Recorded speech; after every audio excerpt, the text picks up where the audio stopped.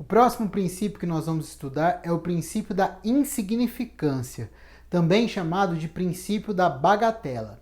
O princípio da insignificância é aquele que dispõe que somente as lesões relevantes devem sofrer a intervenção do direito penal. Ou seja, deve-se levar em consideração os bens jurídicos mais importantes, analisar se houve uma mínima ofensividade, se houve periculosidade na ação do infrator, para verificar se aquela conduta deve ou não sofrer repressão pelo direito penal. Em resumo, o princípio da insignificância é aquele que dispõe que se a conduta praticada pelo agente atinge de forma muito ínfima, muito pequena, o bem jurídico tutelado pela norma penal, essa conduta não merece repressão. Juridicamente, significa que não houve crime algum. O princípio da insignificância ele deve levar em conta, portanto, o caso concreto. Deve se observar, para aplicar o princípio da insignificância, alguns requisitos. Esses requisitos eles foram bem delineados pela jurisprudência dos tribunais superiores.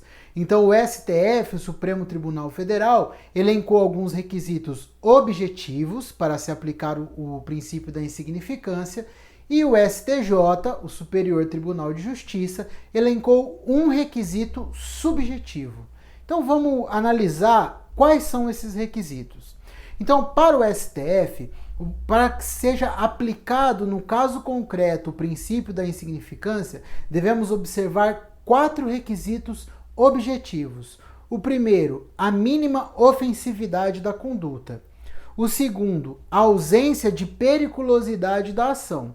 Portanto, em crimes em que há violência ou grave ameaça, você já exclui o princípio da insignificância, porque na ação já há ali uma periculosidade, né? Que é a violência ou grave ameaça. Então, por exemplo, um furto de R$10, você pode aplicar o princípio da insignificância. Um roubo de R$10, não é possível aplicar o princípio da insignificância, pois na conduta do roubo há uma periculosidade da ação, porque o tipo penal do roubo traz em si ali a violência ou a grave ameaça. O terceiro requisito que o STF trouxe é o reduzido grau de reprovabilidade do comportamento, e o quarto é a inexpressividade da lesão jurídica. O STJ, ele pegou esses 4 requisitos do STF e acrescentou mais um, de caráter subjetivo, que é a importância do objeto material do crime para a vítima. Então vamos explicar isso um pouco melhor. Não há um valor determinado para que se aplique o princípio da insignificância. Nós devemos pegar a conduta do agente que praticou o crime e encaixar ela nesses requisitos trazidos aí pelos julgamentos das cortes superiores. Então, por exemplo, 1 litro de leite. Podemos aplicar o princípio da insignificância num furto de 1 litro de leite? Depende. Por quê? Porque, por exemplo, se esse furto ocorreu dentro de um hipermercado, nós podemos aplicar o princípio da insignificância, porque a importância do objeto material litro de leite para um hipermercado ela é pequena. Agora, imagine que foi furtado 1 litro de leite de um morador de rua e que esse era o único alimento que ele teria para passar o dia. Então aí a importância do objeto material para a vítima ela é muito maior. Logo, neste furto não é aplicado o princípio da insignificância. Então preste atenção. O que deve ser levado em conta para que se aplique num caso concreto o princípio da insignificância? A ofensividade da conduta, que deve ser mínima, a periculosidade da ação, que não pode ter periculosidade na ação, o reduzido grau de reprovabilidade do comportamento, a inexpressividade da lesão jurídica e a importância do objeto material para a vítima. Quando se aplica o princípio da insignificância, não há tipicidade material, portanto, não há crime. Não há punição quando se aplica o princípio da insignificância, porque não há crime.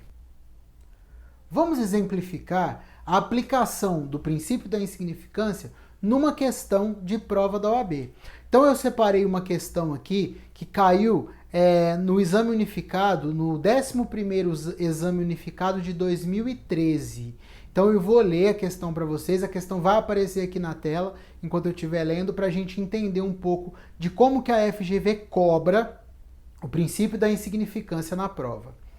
O Ministério Público ofereceu denúncia contra Lucile, imputando-lhe a prática descrita no artigo 155 caput do CP. Artigo 155 caput é furto, tá? Então vamos lá.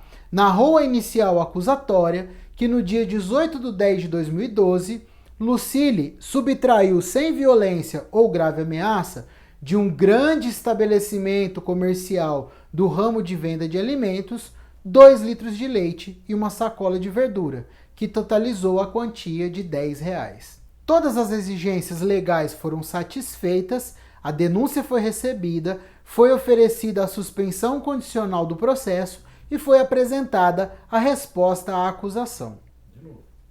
O magistrado, entretanto, após convencer-se pelas razões invocadas na referida resposta à acusação, entende que o fato é atípico. Neste sentido, tendo base apenas as informações contidas no enunciado, responda justificadamente os itens a seguir. Então, nessa questão, nós vamos analisar a pergunta da letra B. Qual elemento ausente que justifica a alegada atipicidade?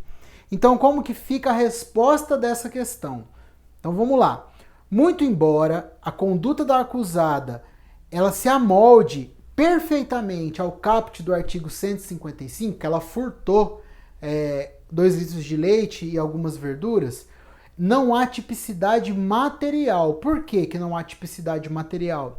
Pois há uma ausência de lesividade ao bem jurídico tutelado, decorrente do princípio da insignificância. Repare que a questão ela deixa muito claro que ela furtou esses produtos de um grande estabelecimento comercial. Quando o furto é de um grande estabelecimento comercial num pequeno valor, o que a gente aplica? O entendimento do STJ. Qual que é a importância do objeto material daquele crime para a vítima?